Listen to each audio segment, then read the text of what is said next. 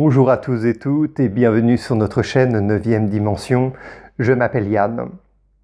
La fois dernière, nous avons évoqué dans notre épisode le sujet qui concerne des fondations des riches et des puissants, et en particulier de la façon dont Bill Gates a influencé les manuels scolaires des élèves de l'enseignement primaire et secondaire dans toute l'Amérique, par l'intermédiaire de sa fondation. Et ce n'était là qu'une des nombreuses des bonnes actions que la Fondation Gates a réalisées. Nous trouverons un autre programme qui a une portée plus large, une approche plus subtile et un programme encore plus sinistre. C'est le programme Famille, un domaine d'intérêt majeur pour la Fondation Gates. Nous avons essayé de rassembler les éléments qui se sont produits au fil des années pour que vous puissiez mieux les voir, pour, avec espoir, vous les laisser à votre juste discernement et votre propre jugement. Le processus de compréhension de la vérité est aussi pour nous le processus d'une ascension spirituelle, un processus d'ouverture à la sagesse que nous appelons aussi le chemin d'éveil. Dès lors, il s'agit d'avoir un état d'esprit ouvert sans se laisser nous restreindre par nos limitations liées à nos verrouillages internes. Vous pourrez naturellement ne pas le croire de prime abord, mais gardez quelque part dans votre mémoire ceci comme un élément de référence. Ainsi, quand d'autres choses se produiront, vous pourrez relier ces différents contenus et y réfléchir plus tard. Alors naturellement, il se pourrait qu'en faisant les connexions entre les choses, vous obtiendrez naturellement des réponses tangibles à vos questions. Nous devons vous prévenir que l'émission d'aujourd'hui est assez choquante et nous espérons que vous pourrez jusqu'à la fin la regarder. La théorie de conspiration de Gates et des vaccins est-elle une conjuration? Vous seul pourrez en juger. Comment Gates, l'homme le plus riche du monde, s'occupe-t-il de millions de familles en proposant des programmes familiaux par le biais de la charité? Le site officiel de la Fondation maintient toujours son plan 2020 visant à fournir des services de contraception de haute qualité à 120 millions de femmes dans les pays pauvres. Tandis que l'objectif à long terme du plan familial est de donner accès aux services de planification familiale à tous les habitants de la planète. En 2012, la Fondation Gates a accueilli le dit premier sommet pour la planification familiale. Il y a 100 ans, ce jour-là, se tenait le premier congrès international d'eugénique. De nombreux universitaires pensent qu'il s'agit exactement d'une conférence de même nature, mais qui se tient sous un autre nom. Et pourquoi considèrent-ils les choses ainsi ? Le planning familial et l'eugénisme seraient-ils la même chose? Commençons par l'histoire de l'eugénisme et de la notion même d'eugénisme. De ce principe, nous pouvons comprendre pourquoi la famille Gates considère la planification familiale comme un projet clé. Et partant de là, pourrions-nous également savoir ce que Bill Gates pourrait bien vouloir faire avec le vaccin? La théorie de l'eugénisme est né en Angleterre dans les années 1860 avec Galton, le cousin de Darwin.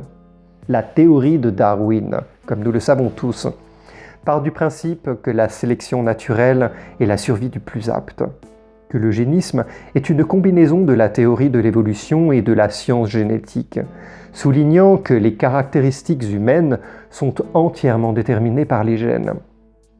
En plus des différences physiques, des choses comme les maladies mentales, les tendances criminelles, l'orientation sexuelle et même la pauvreté ou la richesse seraient déterminées par les gènes. Et qu'ainsi, en améliorant artificiellement la génétique, l'homme pourrait alors contrôler la fertilité de la population. Par exemple, en permettant à deux personnes talentueuses de se marier et d'élever une meilleure postérité, nous pourrions ainsi déterminer le progrès et l'orientation du développement humain sur du long terme. Formidable. Galton a dit un jour que ceux qui ont un caractère héroïque et de la noblesse devraient élever plus d'enfants, comme Napoléon ou Beethoven, et qu'ils devraient avoir plus de descendants, afin de promouvoir le progrès de la science et de la culture. L'inverse est également vrai pour la classe des pauvres, qui selon Galton est devenue un obstacle au progrès social et doit être éliminée. En bref, l'eugénisme est destiné à l'élite et ce, dès le début. D'un côté, il encourage les personnes de l'élite à se marier et à donner naissance à une meilleure progéniture. Mais de l'autre côté, le principe eugénique proposé par Galton consiste à limiter ou même empêcher les groupes les plus défavorisés d'avoir une descendance, ce qui permet d'améliorer globalement la qualité des êtres humains. Souvenons-nous-en, car cela sera très pertinent pour comprendre la volonté, l'état d'esprit de Goethe plus tard.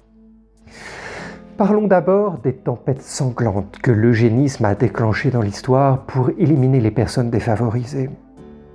Cette méthode a pris racine aux États-Unis au début du XXe siècle, avec un grand nombre de défenseurs fanatiques de l'eugénisme qui étaient en recherche de la race supérieure, grande, forte et talentueuse, avec une préférence pour celle d'une race nordique, blonde aux yeux bleus. Selon eux, toutes les autres races en dehors de ce groupe devaient être réduites, voire éliminées.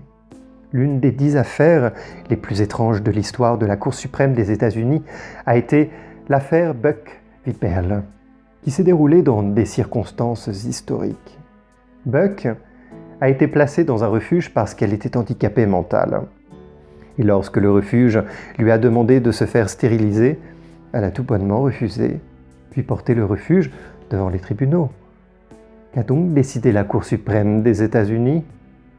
La Cour suprême des États-Unis a déclaré que la fille et la mère de Buck étaient toutes deux mentalement retardées, de sorte que la future descendance de Buck pouvait être également retardée, et qu'elle ne devait plus avoir d'enfants et devait donc à ce titre se faire stériliser.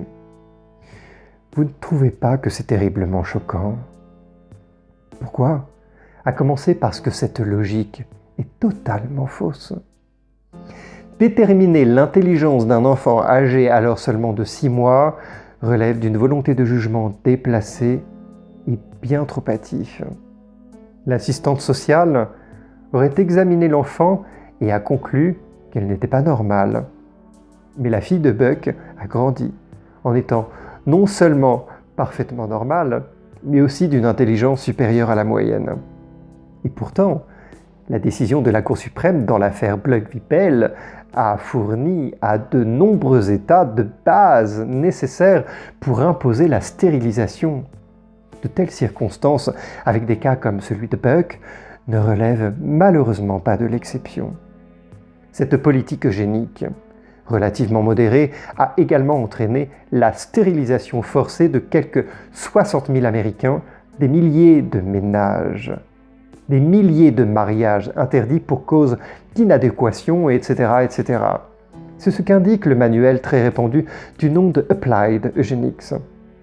D'un point de vue historique, la méthode d'exécution est assez efficace, y compris l'utilisation de l'environnement pour détruire des individus comme un froid extrême ou encore une infection bactérienne. Certains psychiatres de l'époque, même spontanément, donnaient à leurs patients du lait pouvant causer la tuberculose, car ils croyaient que les individus forts seraient naturellement immunisés, et que ceux qui n'étaient pas assez forts devraient être éliminés. Plus tard, l'eugénisme a été introduit en Allemagne et a causé l'Holocauste nazi, qui a choqué et bouleversé le monde. C'est seulement après cela que le mouvement eugénique a commencé à être fortement critiqué et à s'estomper pour cause. Mais il existe encore de nombreux défenseurs actifs de la transformation ethnographique, qui reconditionne l'eugénisme avec les théories du progrès social et du progrès humain, avec un début d'une mise en application dans le monde entier, notamment par la Planned Parenthood Federation of America, fédération de planification familiale aux États-Unis. La fondatrice, une infirmière du nom de Margaret Sanger, qui a également ouvert la première clinique de contrôle des naissances aux États-Unis et lancé l'activité d'avortement. Elle a un jour écrit dans une lettre « Nous ne souhaitons pas que l'on dise de nous que nous voulons exterminer la population noire. Et pour nous en assurer, nous pouvons embaucher des Noirs. » Certains ont donc remis en question l'image de Margaret en tant qu'héroïne de l'époque qui a libéré les femmes alors qu'elle était en fait en train de détruire le peuple noir, les pauvres et la classe inférieure. On ne sait pas si c'est une coïncidence. Mais en attendant, 80% des cliniques de la Planned Parenthood Federation of America se trouvent maintenant dans des quartiers noirs et hispaniques. Le père de Bill Gates, quant à lui, William Gates, l'un des 3 présidents de la Fondation Gates, s'est joint à Margaret dans son engagement en faveur de la Planned Parenthood Federation. Son père était à la tête du Planned Parenthood. My dad was head of Planned Parenthood. Cependant, par la suite, Bill Gates n'a plus jamais mentionné le travail de son père et même le site internet de vérification des faits a publié un article précisant que le père de Gates n'était pas à la tête de la fédération. C'est comme s'il y avait eu une sorte de connexion. Si le père de Gates était un fervent praticien de l'eugénisme, alors Gates, le fils, n'a-t-il donc pas été élevé pour être également un adepte de ce principe eugénique ? Eh bien, cette supposition semble trop subjective et ne constitue pas une preuve suffisante. Examinons alors ce que la Fondation Gates fait pour les familles. Bill Gates a fait référence à plusieurs reprises au concept de progrès global ou d'objectifs globaux, par exemple. L'initiative Goalkeepers, gardien de but, en fait l'objectif à atteindre de la Fondation Gates, a fixé une série d'objectifs ambitieux visant à éliminer 3 problèmes. Et quels sont-ils ? 1. Extrême pauvreté. 2. Gagner la guerre contre l'inégalité et l'injustice. Et 3. Freiner le changement climatique. Par exemple, dans son TED Talk de 2010, Bill Gates a déclaré que la planète ne peut tout simplement pas se permettre une pression démographique aussi importante et que nous devons faire baisser le taux de fertilité grâce à des naissances et une éducation de qualité, etc. Il existe de nombreuses autres sources dans cette catégorie et nous dispenserons de les examiner une par une. Rappelons que le tout début de l'eugénisme, comme nous venons de le mentionner, est d'augmenter le nombre d'êtres humains de qualité, de réduire le nombre d'êtres humains inférieurs et enfin réaliser le progrès du monde dans son ensemble. Mais réfléchissons donc. De quelle manière le progrès de l'humanité dans son ensemble se manifeste-t-il ? Cela inclut-il la réduction de la pauvreté dans le monde, la réduction des inégalités entre les personnes ? Ces mesures sont-elles donc conformes aux objectifs de Gates en substance ? Et la question la plus importante reste de savoir comment les atteindre. C'est donc ainsi que l'eugénisme était autrefois réalisé, principalement par des pratiques extrêmes dont la pire a été, comme vous le savez, le génocide nazi. Gates veut donc réaliser le progrès humain par une naissance et une éducation de qualité. Mais quelles sont les méthodes qu'il utilise pour y parvenir ? Dans son discours de TED Talk de 2010, il a déclaré que si nous faisions du bon travail dans les domaines des vaccins, des soins de santé, des services de santé de reproduction, nous pourrions faire baisser ce nombre par peut-être 10 à 15%. Il a mentionné 3 choses. Les services de santé de reproduction, les soins de santé et les vaccins, qui sont donc tous les projets en cours proposés par Gates. Voyons donc comment il a procédé et ce qu'il en a tiré de cet effet. En 2012, Melinda Gates, l'épouse de Bill Gates, s'est exprimée lors du sommet de la planification familiale sur la façon dont les services de contraception de la Fondation Gates ont contribué à sortir des millions de personnes de la pauvreté. Mais en fait, il y a une toute autre facette à cette histoire.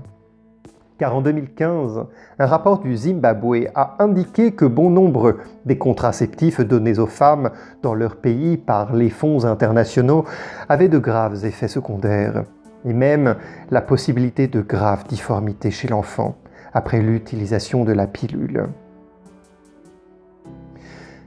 Il a mentionné, en l'espèce, 2 pilules contraceptives. L'une qui a finalement été abandonnée en 2008 et l'autre qui n'a jamais été commercialisée aux États-Unis. Pourquoi ces 2 types de médicaments ont-ils été promus dans les pays africains alors qu'ils savaient clairement la dangerosité de ceux-ci ? C'est juste une de ces choses dans le plan de naissance. À propos des vaccins, Gates a déclaré « L'injection de vaccins, la vaccination, peut améliorer considérablement la résistance des individus. Et de cette façon, les individus auront moins d'enfants et se concentreront davantage sur le développement de personnes de qualité. M. Gates s'est considérablement investi dans ces injections au cours de la dernière décennie, de la recherche et du développement aux essais, à la production, à la distribution et à la promotion, au point même que Gavi, l'Alliance du vaccin, a baptisé sa façon de promouvoir les vaccins du nom de méthode Gates, Gates Approach. Pouvez-vous alors imaginer l'envergure de son influence dans le domaine des vaccins? Les vaccins sont bien sûr conçus pour prévenir les maladies, mais il existe de nombreux exemples de vaccins utilisés comme des armes. En 2014, l'Association des évêques catholiques du Kenya a confronté l'autorité sanitaire du Kenya. L'Église a accusé l'autorité sanitaire d'utiliser un vaccin qui n'était pas fiable, destiné aux femmes. Elle a prélevé des échantillons du vaccin en question, fournis par l'Organisation mondiale de la santé, et les a fait tester. À l'issue de l'analyse, a été trouvée dans le vaccin une hormone qui inhibe la fertilité féminine. Finalement, l'Église a publié une déclaration stipulant que ces injections sont en fait un programme secret de contrôle de la population. Et puis en 2019, un documentaire primé, Cold Case Hammarskjöld, raconte l'histoire véridique de plusieurs anciens membres de l'Institut maritime sud-africain qui ont servi les tenants de la suprématie blanche. Ils avaient l'habitude de mettre en place de fausses cliniques en Afrique du Sud, sous prétexte de vacciner la population locale, alors qu'en fait, ils donnaient aux Noirs le VIH, le virus du sida. Et la raison pour laquelle ils auraient fait cela serait une volonté d'exterminer les Noirs, en transformant l'Afrique du Sud en un pays de blancs. Vrai ou faux? Tout d'abord, l'Institut maritime sud-africain est une organisation paramilitaire vraiment intéressante. Selon les documents publiés par la Commission de la vérité et de la réconciliation, CVR, on a découvert que la CIA et le MI5 pour Military Intelligence Section 5 étaient derrière cet institut. Leur secret découvert et divulgué, cela les aura rendus complètement furieux. Il y a beaucoup de choses de ce genre, mais très peu, malheureusement, sont connues du public. Et Gates aurait-il déjà fait quelque chose de ce genre? Un rapport de 2017, rédigé par des experts en vaccins, a été publié dans une revue médicale générale, appartenant à la prestigieuse revue médicale The Lancet. Le rapport s'inquiète du vaccin de la Fondation Gates, pour le vaccin DTP. Il s'agit d'un vaccin combiné contre diphtérique, tétanique et poliomyélitique. Dans les années 1990, on a enregistré des milliers de ces cas de lésions cérébrales et de décès dus aux injections. Le vaccin a donc finalement été abandonné aux États-Unis et dans d'autres pays du monde occidental. Mais M. Gates, l'Organisation mondiale de la santé et la Gavi, qu'il finance, ont complètement ignoré la question du vaccin et continuent encore de l'imposer aux enfants d'Afrique. Le rapport final des experts en matière de vaccins a révélé que 10 fois plus d'enfants sont morts à cause de ce vaccin que de la maladie elle-même. Le rapport indique également que si le vaccin est efficace contre le virus cible, il augmente la probabilité que les enfants contractent d'autres virus mortels. Et ces virus mortels, à contrario, n'apparaissent pas chez les enfants non vaccinés. Le vaccin dont Gates fait la promotion détruit donc probablement le système immunitaire de l'enfant. Les scientifiques ont également constaté que 50% des enfants du pays africain promu par Gates, la Guinée, Bissau, ne vivent pas au-delà de l'âge de 5 ans. Il est choquant de réaliser que nous ne savions pas que tant de choses de ce genre puissent se produire avant que l'on creuse pour comprendre. Cette théorie de conspiration sur Gates et cette nouvelle épidémie de coronavirus sont-elles ou non une conspiration? À vous de voir. Étonnamment, en 2015, M. Gates a décrit dans un TED Talk un scénario très similaire à celui de l'épidémie actuelle du Covid-19. Il a également déclaré que s'il y avait quelque chose qui pouvait tuer des dizaines de millions de personnes au cours des prochaines décennies, il s'agirait plus probablement d'un virus hautement contagieux, et non d'une guerre, pas d'un missile, mais d'un microbe.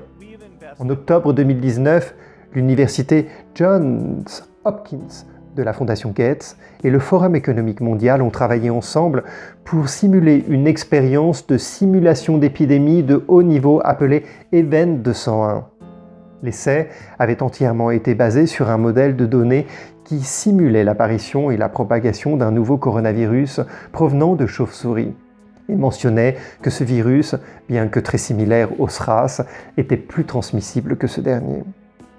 Après cette simulation, ils ont conclu qu'à moins qu'un vaccin très efficace ne soit développé ou que 80-90% de la population mondiale ne développe des anticorps, l'épidémie continuerait. Cela s'est produit en octobre 2019, un mois avant l'épidémie de Wuhan. C'est pourquoi la théorie de la conspiration vaccinale de Gates est si populaire et non pas une simple rumeur.